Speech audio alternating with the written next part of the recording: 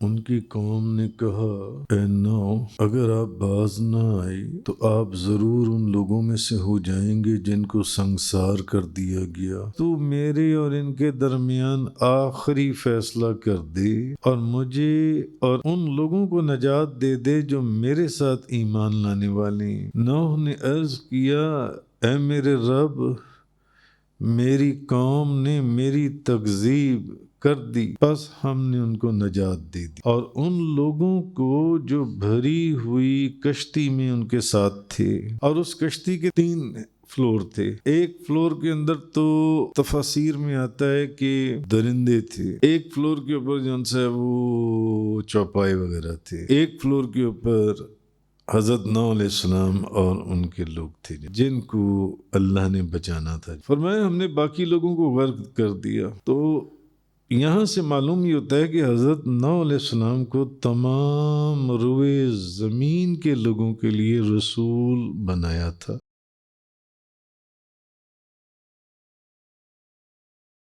قالوا لئن لم تنتهِ یا نوح لتکونن من المرجومین۔ ان کی قوم نے کہا اے نوح اگر آپ باز نہ آئی تو آپ ضرور ان لوگوں میں سے ہو جائیں گے جن کو سنگسار کر دیا گیا۔ جو متکبر لوگ تھے، جب وہ حضرت نوح علیہ السلام کی باتوں کا جواب نہ دے سکے تو اب انہوں نے بدتمیزی کرنی شروع کر دی۔ نافرمان تو تھے ہی، کہنے لگے کہ یہ جس چیز کا آپ ہمیں پیغام دے رہے ہیں نا، پیغام حق جو آپ تبلیغ کر رہے ہیں، اس کو فوراً بند کر دیں۔ اگر آپ نے اس تبلیغ کو بند نہ کیا تو اے نوح ہم آپ کو پتھر مار مار کے مار دیں گے، اس لیے اپنی تبلیغ کو فوراً بند کر دیجئے۔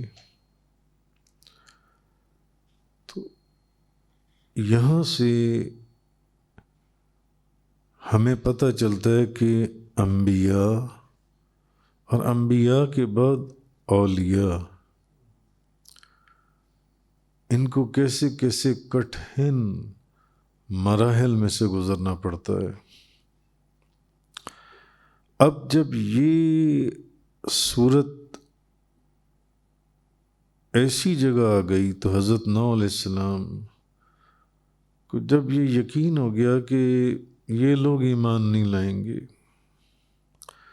کتنے 100 سال آپ نے تبلیغ کی، کتنے لوگ ایمان لائے۔ حضرت موسیٰ علیہ السلام کی قوم میں سے صرف 3 بندے ایمان لائے تھے۔ تب حضرت نوح علیہ السلام جب ان کے بالکل ایمان لانے سے جب مایوس ہو گئے، تب انہوں نے ان کے خلاف دعا کی، حضرت نوح علیہ السلام نے۔ آپ نے فرمایا آگے آیت نمبر 117 کے اندر قال رب ان قومی کذبون۔ نوح نے عرض کیا اے میرے رب، میری قوم نے میری تکذیب کر دی، فافتح بینی و بینہم فتحا ونجنی ومن معی من المؤمنین۔ پس تو میرے اور ان کے درمیان آخری فیصلہ کر دے اور مجھے اور ان لوگوں کو نجات دے دے جو میرے ساتھ ایمان لانے والے ہیں۔ اس سے کوئی بندہ یہ نہ سمجھے کہ حضرت نوح علیہ السلام اللہ تعالیٰ کو معاذ اللہ الیاذ باللہ کوئی ایسی بات بتا رہی ہیں کہ اللہ کو پتہ نہیں ہے۔ وہ تو جانتا ہے کہ یہ میرے بھیجے ہوئے رسول نبی کی تکذیب کر رہے ہیں، انکار کر رہے ہیں۔ وہ تو جانتے تھے کہ اللہ جانتا ہے، وہ سب دیکھ رہا ہے۔ تو ان کا ارادہ یہ تھا کہ قوم نے ان کی جو تکذیب کی ہے، ان کو جو تکلیف پہنچائی ہے، وہ کہنا یہ چاہتے تھے کہ یا الہ العالمین، میں صرف تیری اپنی ذات کے لیے ان کے خلاف دعا نہیں کر رہا، نہ، بلکہ میں تیری اور تیرے دین کی وجہ سے ان کے خلاف دعا کر رہا ہوں، کیونکہ یہ وہ لوگ ہیں جو اتنا کچھ دیکھنے کے باوجود اور اتنی تبلیغ کے باوجود بھی تیری وحی کا بھی انکار کیے جا رہے ہیں اور تیری رسالت کی بھی نافرمانی کر رہے ہیں جو میں پیغام ان تک پہنچا رہا ہوں۔ تو حضرت نو نے دعا کی تو میرے اور ان کے درمیان آخری فیصلہ کر دے۔ کتنے 100 سال انہوں نے تبلیغ کی جو ان سی ہے، تو اب اس سے حضرت نو علیہ السلام کی مراد یہ تھی کہ اب تو ان کے اوپر اپنا عذاب نازل فرما، یہ بات سننے والے نہیں ہیں، اور مجھے اور ان لوگوں کو نجات دے دے جو میرے ساتھ ایمان لانے والے ہیں۔ اس کے بعد اللہ تبارک و تعالیٰ نے فرمایا، آیت نمبر 119 اور 120، فَأَنْجَيْنَاهُ وَمَن مَّعَهُ فِي الْفُلْكِ الْمَشْحُونِ، پس ہم نے ان کو نجات دے دی اور ان لوگوں کو جو بھری ہوئی کشتی میں ان کے ساتھ تھے، ہم نے انہیں نجات دے دی، انہوں نے جو دعا مانگی تھی۔ ثم اغرقنا بعد الباقین، اور بعد ازاں باقی تمام لوگوں کو ہم نے غرق کر دیا، جتنی دنیا تھی اس کے علاوہ ان کو ہم نے غرق کر دیا جن سے۔ اور وہ کشتی جو ان سی ہے وہ انسانوں اور جانوروں سے بھری ہوئی تھی۔ اس کشتی میں ہر قسم کے حیوان تھے، کھانے پینے کی چیزیں تھیں اور برتنے کی چیزیں تھیں، ہر وہ چیز جس کا تعلق ضروریات زندگی سے ہوتا ہے۔ تو اور اس کشتی کے تین فلور تھے۔ ایک فلور کے اندر تو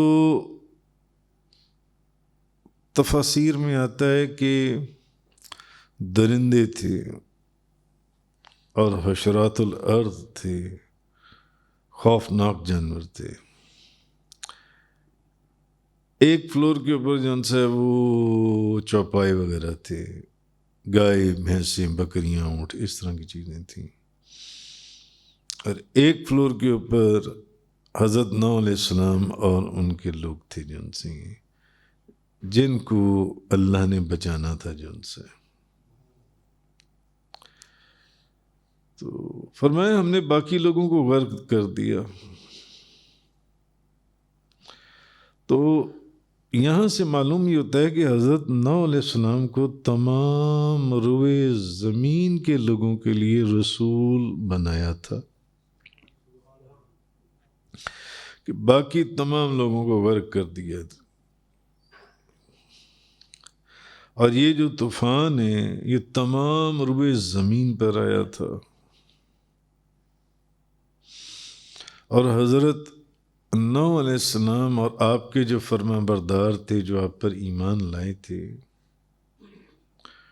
ان کو چھوڑ کر روئے زمین کے تمام لوگوں کو اس خوفناک طوفان اور پانی کے اندر غرق کر دیا گیا تھا۔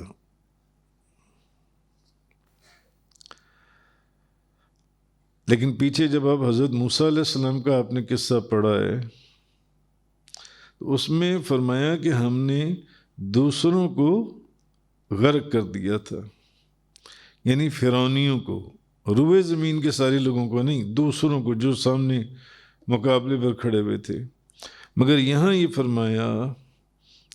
فرمایا کہ ہم نے تمام روئے زمین کے باقی لوگوں کو غرق کر دیا تھا۔ زمین پر جتنے اب باقی لوگ تو زمین پر جتنے بھی تھے سب کو غرق کر دیا گیا جن سے۔ اگر آپ کو یاد ہو تو سورہ ہود کے اندر ہم اس کی تفسیر کے اندر بڑی ڈیٹیل سے ہم پڑھ کر آئے تھے جن سے۔ آگے فرمایا ان فی ذالک لآیہ، حق سے تکبر کرنے والے اور غریب مسلمانوں کو حقیر جاننے کی وجہ سے، کیونکہ یہ آپ پڑھ آئے ہیں کہ آپ کی جو قوم کے لوگ تھے وہ کہتے تھے کہ ہم نے ان کے ساتھ نہیں بیٹھنا، یہ غریب لوگ ہیں، کوئی موچی ہے، کوئی ترخان ہے، کوئی کسان ہے، کوئی مزدور ہے، ان کو آپ اٹھائیں اپنے پاس سے۔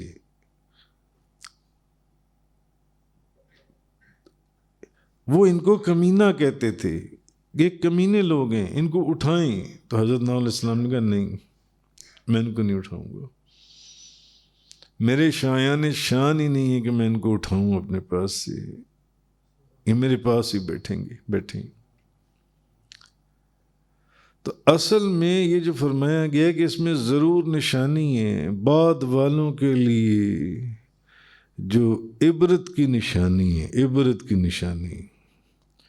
یہ وہ تکبر اور غرور کرنے والے لوگ تھے جو کہتے تھے کہ نہیں یہ غریب لوگ ہیں، ان کو ہم نے پاس نہیں بٹھانا۔ ان سب لوگوں کو اللہ نے غرق کر دیا ان کے تکبر اور غرور کی وجہ سے، سب کو غرق کر دیا۔ وما کان اکثرهم مؤمنین، ان میں اکثر مسلمان نہیں تھے۔ تو آپ کی قوم میں سے مسلمان ہونے والے جو مرد اور عورتوں کی تعداد تھی وہ کتنی تھی؟ 80۔ کتنے 100 سال کی تبلیغ کے بعد صرف 80 لوگ ایمان لائے تھے، صرف 80 لوگ۔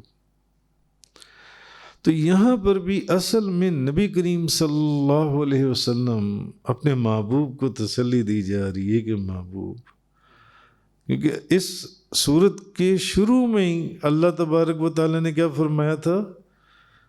کیا آپ اپنی جان دے دیں گے اگر یہ لوگ ایمان نہیں لائیں گے؟ کفار مکہ، آپ ان کے لیے اتنے غمگین کیوں ہوتے ہیں؟ اصل میں یہاں پر بھی نبی کریم صلی اللہ علیہ وسلم کو تسلی دی گئی کہ محبوب ایسی بات نہیں ہے۔ تسلی یہ دی گئی کہ ہمیشہ انبیاء کے ساتھ جو لوگ ان پر ایمان لاتے ہیں وہ ہمیشہ تھوڑے لوگ ہوتے ہیں جو ان پر ایمان لے کر آتے ہیں، تھوڑے لوگ ہوتے ہیں جو ہدایت کو قبول کرتے ہیں، جو واقعی ہدایت کو قبول کرتے ہیں وہ بہت تھوڑے ہوتے ہیں۔ حقیقی ہدایت کو قبول کرنے والے جو لوگ ہیں۔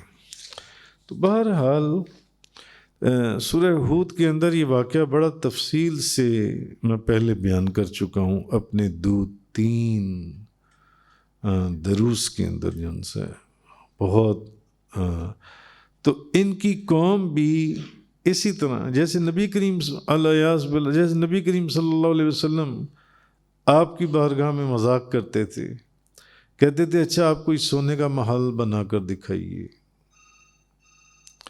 اچھا آپ ایسا کریں کہ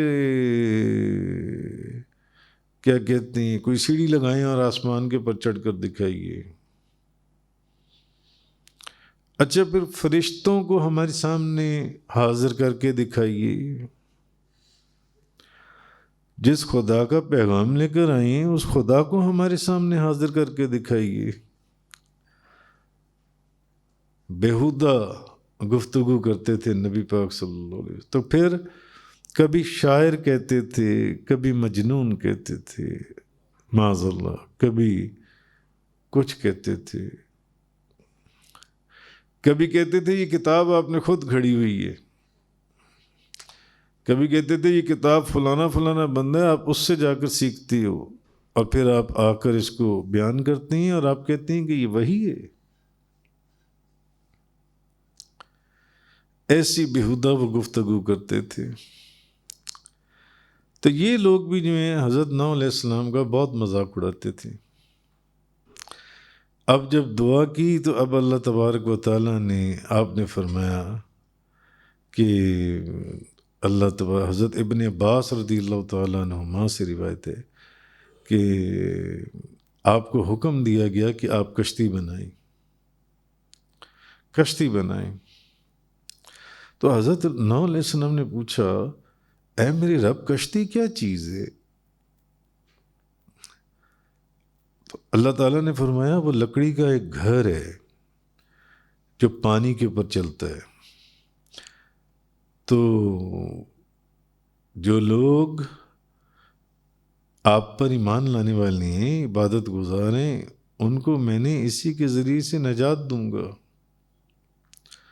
اور جو میری نافرمانی کرنے والے ہیں ان کو میں غرق کر دوں گا۔ تو حضرت نوح علیہ السلام نے کہا کہ یا الہ العالمین، تو پھر لکڑی کہاں ہے جس سے وہ کس چیز سے بنائی جائے؟ کیونکہ ساتھ ساتھ جبریل علیہ السلام اللہ کے حکم سے آپ کو گائیڈ کر رہے تھے۔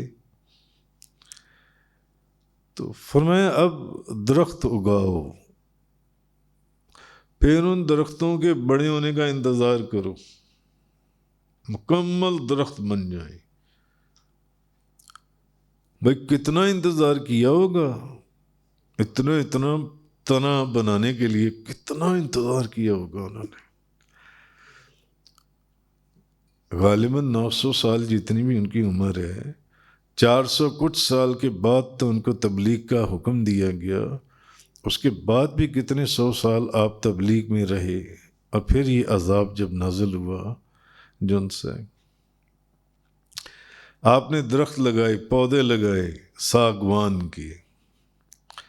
اب جب وہ تفسیروں میں ساگوان کے پودے لگائے، اب جب وہ درخت بن گئے تو پھر آپ کو بتایا گیا جن سے کہ اب وہ گھر اس طرح بنانا ہے کہ اس کا سر جو ہے وہ مور کی طرح ہو، اور اس کا اگلا حصہ پرندے کے سینے کی مانند ہو، اور اس کا دھڑ مرغ کے دھڑ کی طرح بناؤ۔ تو اللہ تعالیٰ نے جبریل علیہ السلام کو کشتی بنانے کی تعلیم کے لیے حضرت نوح علیہ السلام کے پاس بھیجا۔ تو یہ اس طریقے سے یہ سارے اس وقت میں نے بہت تفصیل سے بیان کیا تھا،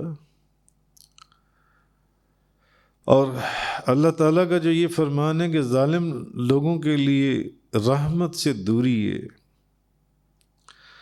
تو نبی کریم صلی اللہ علیہ وسلم، ام المومنین بی بی عائشہ صدیقہ طیبہ طاہرہ زاہدہ عابدہ رضی اللہ تعالی عنہا بیان کرتی ہیں کہ نبی پاک صلی اللہ علیہ وسلم نے فرمایا کہ اگر اللہ تعالی حضرت نوح علیہ السلام کی کافر قوم میں سے کسی کے اوپر رحم فرماتا، حضور نے فرمایا کہ اگر جو کافر ہیں، جو اس کے بے ادب، گستاخ اور نافرمان ہیں، اگر اللہ ان میں سے کسی پر رحم فرماتا تو ایک ماں تھی جس کے پاس ایک بچہ تھا، اس بچے کے اوپر رحم فرماتا، نبی پاک صلی اللہ علیہ وسلم نے فرمایا۔ حضرت نوح علیہ السلام نے 950 سال کی عمر تک اپنی قوم کو اللہ کے دین کی طرف دعوت دیتے رہے۔ 950 سال آپ کی عمر ہو گئی۔ تو اب جب ان کی عمر کا آخری وقت آ پہنچا، وہ درخت اگائے اللہ کے حکم سے، اور جب وہ درخت پورے بڑھ گئے، ان کو کاٹا، کشتی بنانے لگے۔ اب پھر ان کی قوم کے لوگ جب ان کے پاس سے گزرتے تو مذاق اڑاتے. ایک تو یہ مذاق اڑاتے، کہتے کہ یہ بتاؤ یہ جو تم کشتی بنا رہے ہو، کشتی بنانی تھی تو کسی دریا یا سمندر کے کنارے پر بناتے، یہاں پانی کہاں سے لاؤ گے؟ اتنی بڑی بحری جہاز جو کشتی بنا رہے ہو، بیڑا، اس کو پانی میں کون اتارے گا؟ مذاق اڑاتے حضرت نوح علیہ السلام کا. اور کبھی کہتے، تکلیف دیتے، آپ برابر ایک اللہ کا پیغام تو دے رہے تھے. اور کبھی کہتے کہ اے نوح، آئے تو تم پیغام رسالت لے کر تھے، اور ہمارے دیکھتے ہی دیکھتے تم ترکھان بن گئے، کارپینٹر بن گئے. تم نے کیا کام شروع کر دیے؟ تکلیف دیتے تھے حضرت نوح علیہ السلام کو.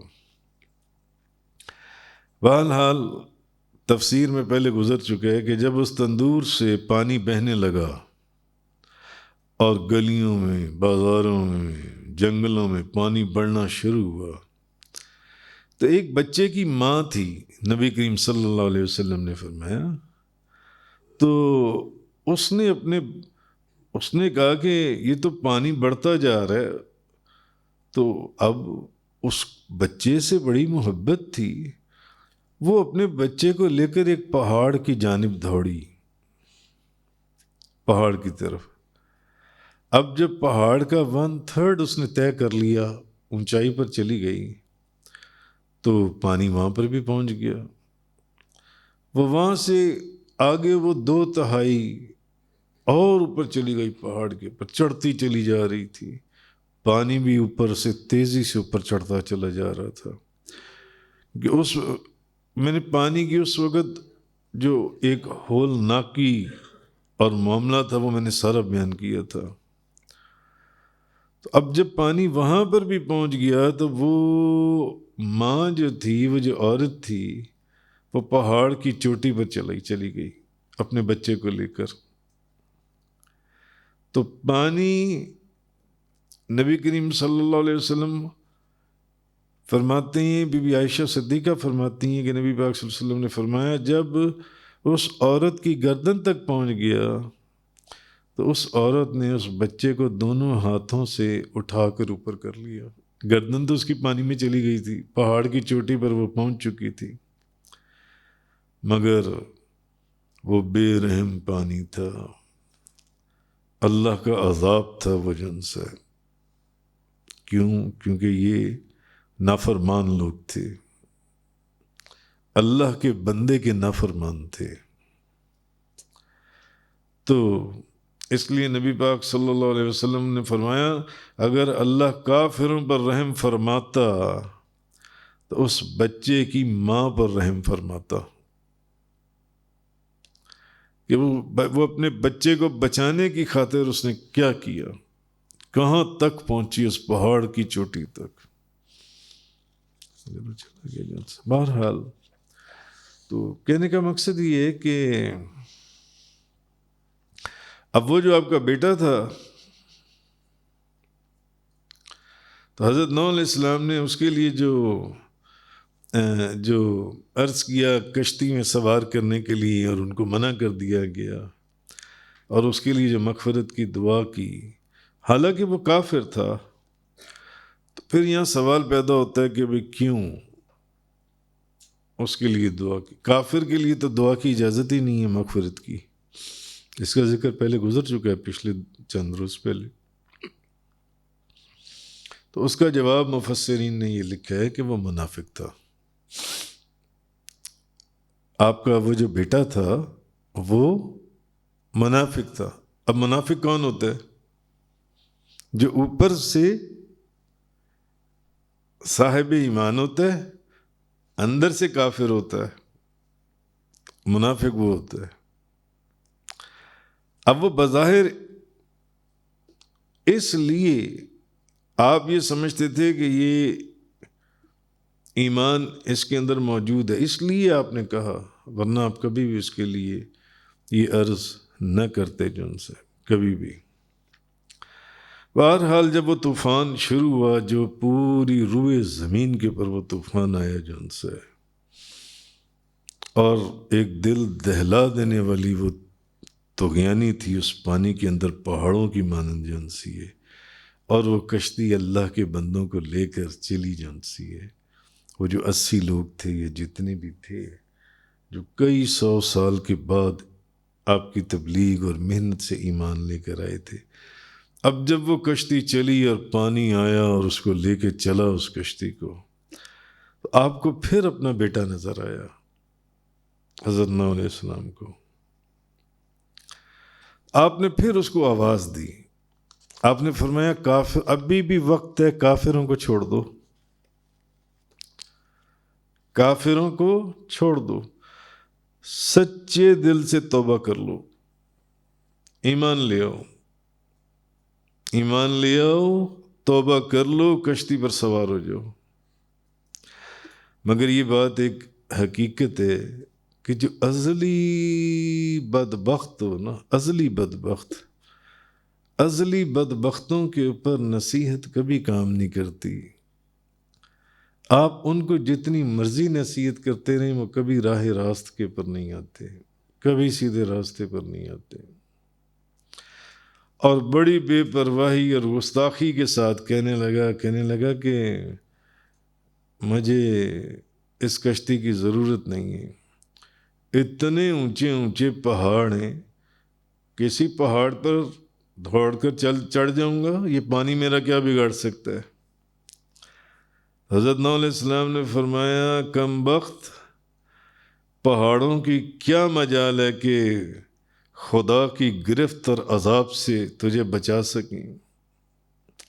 بچنے کا ایک ہی طریقہ ہے، ابھی بھی سچے دل سے توبہ کر اور اللہ کے پیغمبر کے دامن میں جگہ لے لے، تجھے تیری بچت ہو جائے گی جن سے۔ مگر وہی بات جو میں نے آپ سے کہی کہ جو ازلی بدبخت ہے اس کو آپ جتنی مرضی آپ تبلیغ کریں، نبی کریم صلی اللہ علیہ جگہ جگہ آپ دیکھیں، نبی پاک صلی اللہ علیہ وسلم نے جہاں آپ پیدا ہوئے، جہاں آپ بڑے ہوئے، پلے بڑے، جوانی، نبوت کا اعلان فرمایا، سارے آپ کے رشتہ دار، کتنے لوگ اس میں سے ایمان لائے؟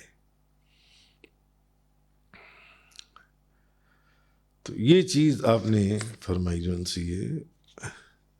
تو وَإِنَّ رَبَّكَ لَهُوَ الْعَزِيزُ الرَّحِيمُ، بے شک آپ کا رب ضرور بہت غالب، بہت رحم فرمانے والا ہے۔ وہ غالب بھی ہے اور رحم فرمانے والا بھی ہے، اللہ تبارک و تعالی جن سے یہ چیز۔ لیکن جو بھی تکبر کرنے والا ہے، غرور کرنے والا ہے، ان کے لیے عبرت کی بے شمار اس دنیا کے اندر نشانیاں ہیں، اگر وہ اپنی آنکھوں کو کھول کر دیکھیں۔ وآخر دعوانا الحمد للہ رب العالمین۔ تفسیر قرآن کا یہ لیکچر انگلش میں سننے کے لیے براہ کرم ڈسکرپشن میں موجود لنک پر کلک کریں۔